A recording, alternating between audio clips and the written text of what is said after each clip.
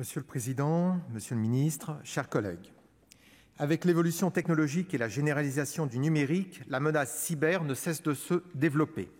La cybercriminalité s'est beaucoup professionnalisée et se développe à grande échelle grâce à des rançongiciels de plus en plus performants. Les organismes publics et les opérateurs critiques comme les hôpitaux ne sont désormais plus épargnés et l'on voit se multiplier les attaques contre les collectivités territoriales qui commencent tout juste à prendre la mesure du problème. Mais les autres formes de cybermenaces comme l'espionnage et les piratages qui ciblent particulièrement les institutions et les administrations publiques progressent également.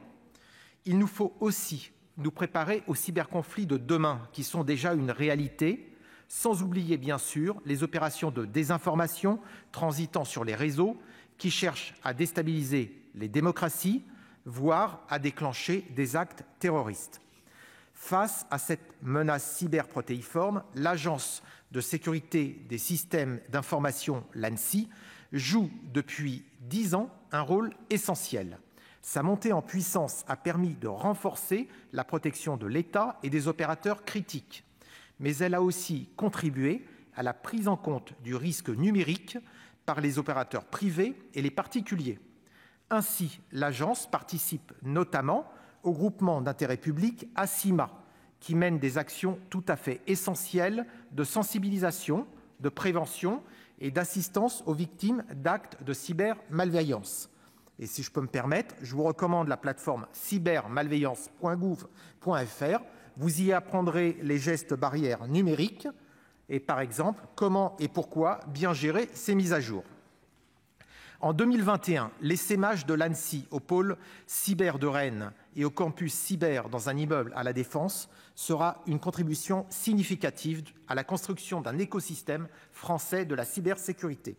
La Commission des Affaires étrangères et de la Défense se félicite des progrès considérables accomplis ces dernières années sous l'égide de l'ANSSI. C'est en grande partie grâce à elle qu'en matière de cybersécurité, la France fait partie des pays du premier cercle. Nous tenons cependant à formuler 2 recommandations.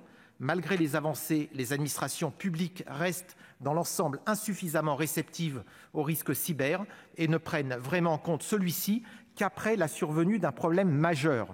Il est donc tout à fait urgent d'appliquer la politique de sécurité des systèmes d'information de l'État récemment refondue.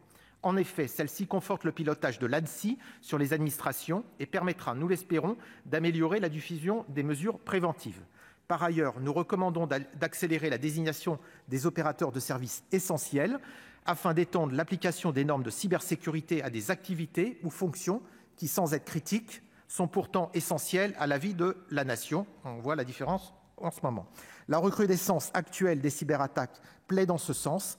Il s'agit bel et bien d'une course de vitesse. L'augmentation des crédits soumis à notre examen est le signe que cet enjeu important est bien pris en compte par le gouvernement. La Commission des Affaires étrangères et de la Défense a donc proposé un avis favorable à leur adoption. Je vous remercie.